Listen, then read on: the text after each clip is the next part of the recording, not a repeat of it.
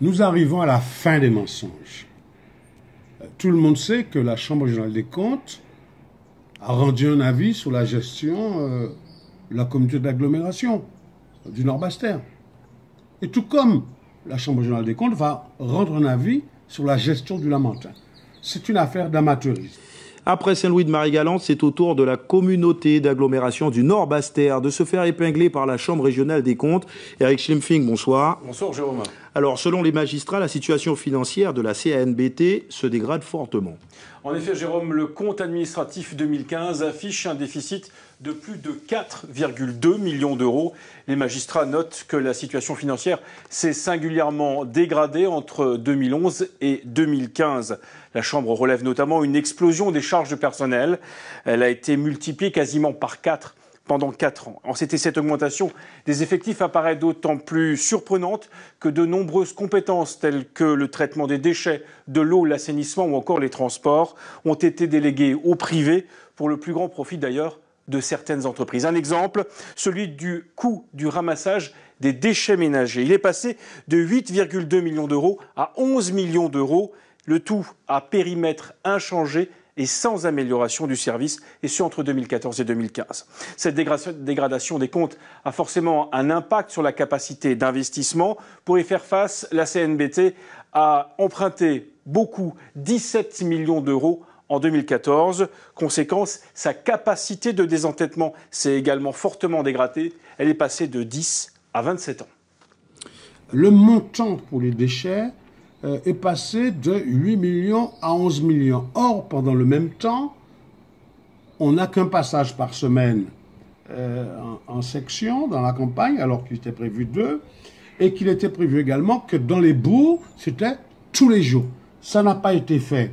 Et donc, c'est lamentable par rapport à ce qui était prévu. Je ne parle même pas des déchets verts. Les déchets verts, c'est à l'encan. On y passe comme ça. Je ne parle même pas des routes qui sont dans un état défectueux. Bon, de la même manière que je ne parle pas non plus du fait que rien ne soit fait pour la culture, rien ne soit fait pour le développement économique. On a perdu des fonds européens sur la maison du miel, sur la maison des saveurs. Tout était déjà cadré lorsque nous étions là. Et ça me pose problème. Alors, deuxièmement, la Chambre régionale des comptes dit quelque chose d'extrêmement important. Quelles sont les recommandations, Eric, de la Chambre ? Eh bien, les magistrats proposent un retour à l'équilibre échelonné jusqu'au 31 décembre 2019. Retour qui passe par 1.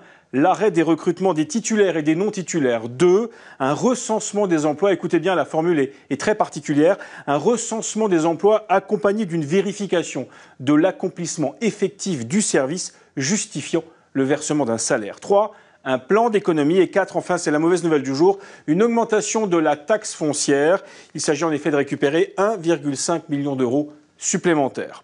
Contacté par téléphone ce matin, Jocelyn Saporti s'est refusé à tout commentaire, mais indique qu'il réunira sa commission des finances la semaine prochaine. Merci beaucoup, Eric, pour toutes ces précisions. Il y a plus de 130 personnes qui travaillent pour la communauté d'agglo. Ce ne sont pas des recrutements dus à l'entreprise publique communautaire, ce sont des recrutements partisans, des recrutements politiciens et des recrutements, pour la plupart, d'amis, de coquins. Ce sont des recrutements de familles de mères. Et on reste entre nous comme ça à gérer les affaires. Ça, c'est vraiment une méthode qui n'est pas correcte. Le clientélisme a fait place effectivement à la bonne gestion des ressources humaines. Et on l'avait déjà anticipé, nous le pensions également. Alors, la Chambre régionale des comptes dit quoi? Elle dit des choses extrêmement sensées. Elle dit qu'il faut augmenter les impôts. Elle l'avait déjà dit l'année dernière. Et on aurait pu le faire parce qu'en le lissant, c'était peut-être indolore. Là, aujourd'hui, ça va devenir extrêmement douloureux qu'il faut augmenter les impôts parce qu'il y a une mauvaise gestion du président actuel de la communauté d'agglomération, parce que ça va impacter effectivement sur le montant des impôts des Lamantinois. Et là, la Chambre régionale des comptes n'a fait que son travail. Elle dénonce avec vigueur la mauvaise gestion de la communauté d'agglomération comme elle va dénoncer bientôt la mauvaise gestion, effectivement, de la commune du Lamentin. Je pense que c'est important et que les citoyens maintenant doivent, au-delà des mensonges, au-delà des promesses, se libérer de tout ça et prendre leurs responsabilités pour ce faire.